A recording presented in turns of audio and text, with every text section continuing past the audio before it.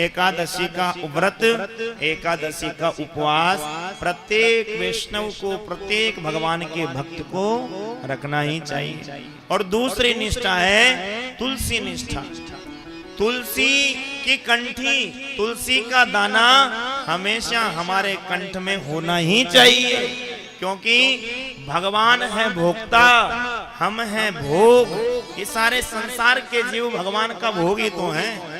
और तब तक भगवान भोग स्वीकार नहीं करते जब तक तुलसी दल नहीं हो भोग में। हम सब भोग हैं, वो भोक्ता हैं। वो हमें कब अपनाएंगे? जब हम तुलसी की कंठी माला कंठ में धारण करेंगे।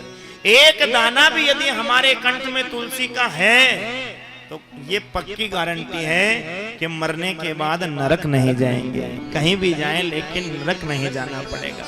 ऐसा महाराज तुलसी की महिमा है।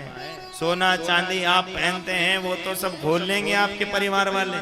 हाँ, जैसे प्राण निकलेगा तो लड़ाई और करेंगे, झगड़ा और करेंगे, मैं ले लूं, मैं ले लूं। कोई सोने का हार, कोई सोने का ताबीज, कोई चांदी के कड़े पहनोगे, उसके लिए तो महाराज सब खोल लिए जाएंगे। और हाथों से नहीं खुले तो महाराज सुनार को बुलाकर कटवा देंगे। हाँ, लेकिन यदि तुलसी का दाना आपके कंठ में है और यदि वह आपके शरीर के स्पर्श होकर साथ चला गया तो ये पक्की गारंटी है कि नरक नहीं जाना पड़ेगा। और वर्णन है, सिकते सिकते वाजपेय, जब हम तुलसी का कंठी धारण करके स्नान करते हैं और वह स्नान का जल जब उस तुलसी का स्पर्श करके हमारे शरीर पर जाता है तो गंगा, यमुना, सरस्वती और समस्त तीर्थों में स्नान का पुण्य हमें घर बैठे ही प्राप्त हो जाता है उस तुलसी के स्पर्श से। जब हम भोजन ग्रहण करते हैं तब महाराज यदि गले में तुलसी की कंठी है तो कई यज्ञों का पुण्य हमें प्राप्त हो जाता है, कई यज्ञों का फल हमें प्राप्त हो जाता है। इसलिए तुलसी की माला तो सबको पहननी ही चाहिए। तुलसी की निष्ठा, तुलसी की कंठी पहने, तुलसी में दीपदान करें, तुलसी की काष्ठ से दीपदान करें और तुलसी में जल चढ़ाएं। इसकी महाराज बड़ी महिमा है, इसकी बड़ी महिमा है। तो पहली एकादशी निष्ठा, दूसरी बोलो ना तुलसी जी की निष्ठा, और एक निष्ठा और है। यदि ये तीन निष्ठाएं अपने जीवन में कोई भी व्यक्ति अपना ले तो फिर भगवान उसे मिलेंगे ही मिलेंगे, ये पक्की गारंटी है।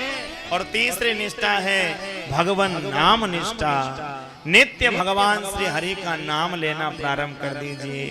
श्री राम जय राम, हरे कृष्ण कृष्ण कृष्ण हरे हरे, हरे राम राम राम हरे हरे। या जो भी आपको प्रिय नाम लगता हो वो नाम लेना आप रोज प्रारंभ करें। कम से कम आधा घंटा भगवान का नाम लेना ही चाहिए। कम से कम आधा घंटा भगवान के नाम का कीर्तन करना ही चाहिए।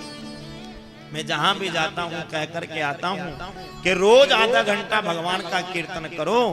और जिस समय संध्या के समय सभी परिवार वाले अपने घर के ठाकुर जी की आरती करते हो तो आरती के बाद ही सब बैठ जाओ और बैठ के श्री राम जय राम, श्री राम जय जय राम।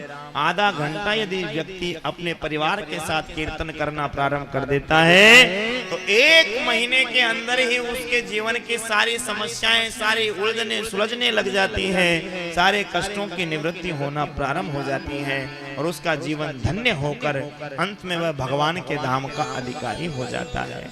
क्योंकि भगवान के नाम से बड़ा संसार में कुछ नहीं है।